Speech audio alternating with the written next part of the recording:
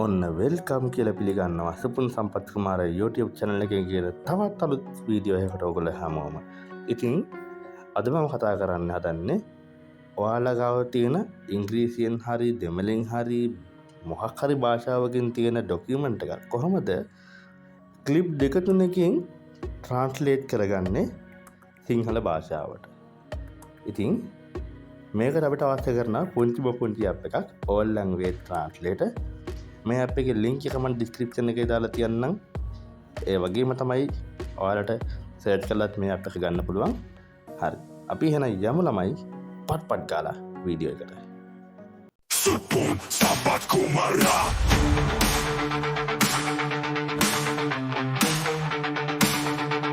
Supun Sampat Kumara.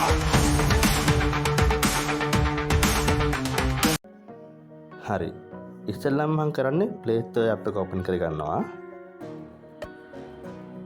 ඊට පස්සේ මෙන්න මෙතන search කරගන්න all language translator කියලා.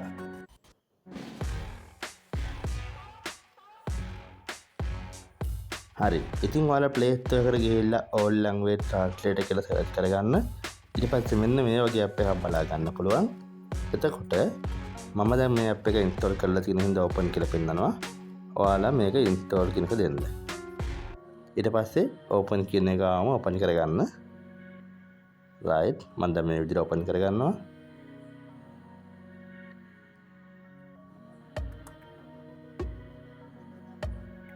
හරි. ඉතින් ඔන්න ad එකක් play වෙනවා නමයි. ඒක close කරලා දාන්න. ඊට පස්සේ මෙතනින් ඔයගොල්ලෝ app language එක තෝරගන්න. මෙතන english කියන එක දීලා apply කෙනක දෙන්න. right ඊට පස්සේ next දෙන්න. ආයෙත් next දෙන්න. get start දෙන්න. හරි. ඊට පස්සේ තව ad එකක් බලා ගන්න පුළුවන්. මේක තියෙන එකම අවුල තමයි ad play වෙන එක. හැබැයි ඒක ගැන ඔයගොල්ලෝ එච්චර හිතන්න එපා. මොකද හේතුව මේකෙන් හම්බෙන සර්විස් එක ඇත්තටම ඔයා කැම්පස් යන කෙනෙක් නම් ගොඩක් වටිනවා. හිතන්න ඔයාලට ගොඩක් ඉංග්‍රීසි භාෂාවෙන් තියෙන ස්ලයිඩ් එකක් වගේ පෙන්වනවා කියලා දුන්නා කියලා. එතකොට ඒ ස්ලයිඩ් එක අපිට පහසුවෙන්ම මේ ඇප් එකට දාලා ට්‍රාන්ස්ලේට් කරගන්න පුළුවන්. හරි. ඉතින් දැන් මේ විදිහට කරාට පස්සේ මේක මම එලව් කරනවා. හරි. ඉතින් ඔන්න ඔයගලන්ට දැන් වම් පැත්තෙන් බලා ගන්න පුළුවන්. ඔටෝ සිලෙක්ට් කියලා වැටලා තියෙනවා. දකුණු පැත්තෙන් ස්පැනිෂ් කියලා වැටලා තියෙනවා. හරිද? දැන් මම මෙතන ඔටෝ සිලෙක්ට් කියන තැනින් ටච් කරලා ඉවර වෙලා ආයෙ ad එකක් බලන්න ඕන නමයි. හරි. ඔටෝ සිලෙක්ට් කියන එකට ටච් කරලා පස්සේ මේ වගේ ඉන්ටර්ෆේස් එකකට එන්නේ. මෙතනින් ඔයගොල්ලෝ ඉංග්‍රීසි කියන එක තෝරගන්න.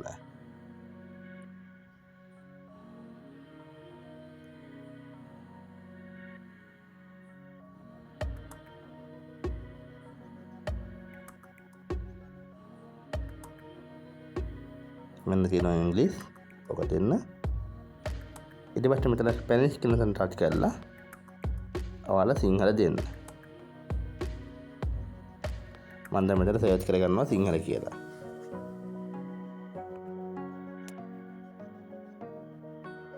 හරි. ඉතින් ඔන්න ඔය විදිහට දීලා ඔයාලට පුළුවන් මෙතන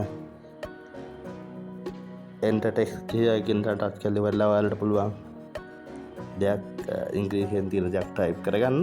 ඊට පස්සේ ඒක ට්‍රාන්ස්ලේට් එක ගන්න පුළුවන් Google Translate එකේ වගේම. හැබැයි ඒක ගැන නෙවෙයි මම කතා කරන්නේ. කොහොමද එක ක්ලික් එකකින් ඔයාගාව තියෙන ડોකියුමන්ට් එකක් ට්‍රාන්ස්ලේට් කරගන්නේ කොහොමද කියලා කතා කරන්න ඉලාස්ති වෙන්නේ. ඉතින් ඔයාලට බලා ගන්න පුළුවන් දැන් මෙතන යටම තියෙනවා කතරයක් වගේ අයිකන් එකක්. ඊට පස්සේ තියෙනවා නිකන් ડોකියුමන්ට් එක අයිකන් එකක්. අන්න ඒක ටච් කරන්න.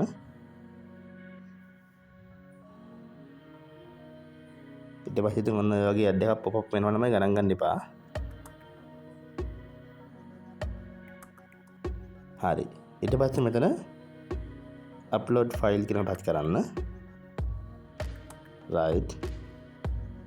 ඊට පස්සේ දැන් මෙන්න මෙතන මං ගාව තියෙන ෆයිල් එකක්. මම මේක open කරගන්නවා. ඊට පස්සේ ඔය විදිහට අපිට ඉංග්‍රීසි ડોකියුමන්ට් එක බලා ගන්න පුළුවන්. ඊට පස්සේ මම කරන්නේ ට්‍රාන්ස්ලේට් කියන එකට ටච් කරගන්නවා.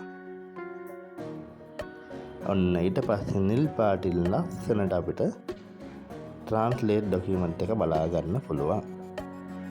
ඊට පස්සේ මෙතන කොපි අයිකන් එක ටච් කරලා ඉවරලා ඔයගලන්ට ඒ ට්‍රාන්ස්ලේට් වෙච්ච කොපි එක කොපි කරලා අරගෙන ඔයාලා ගාව තියෙනවා නම් Google Docs හරි එහෙම නැත්නම් Word හරි තියෙනවා නම් එයින් එකකට මේක කොපි කරගන්න පුළුවන්. right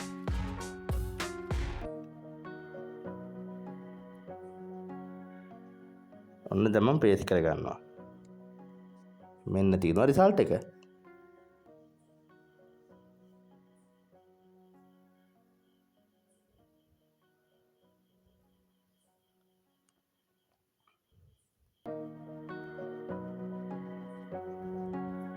හරි ඉතින් ළමයි. මොකද හිතන්නේ ඇප් එක ගැන? හොඳයිද? නරකයිද? ප්‍රයෝජනයක් වුණාද නැද්ද? අනිවාර්යෙන් කමෙන්ට් එකක් දාන්න. අඩුපාඩුවක් තිබ්බොත් කමෙන්ට් එකක් දාන්න. මොකද ඔයාලා අඩුපාඩු පෙන්නුවොත් තමයි මට ඊටත් වැඩිය හොඳට ඊළඟ වැඩසටහන ගේන්න පුළුවන්කම ලැබෙන්නේ. එහෙනම් guys, goodbye.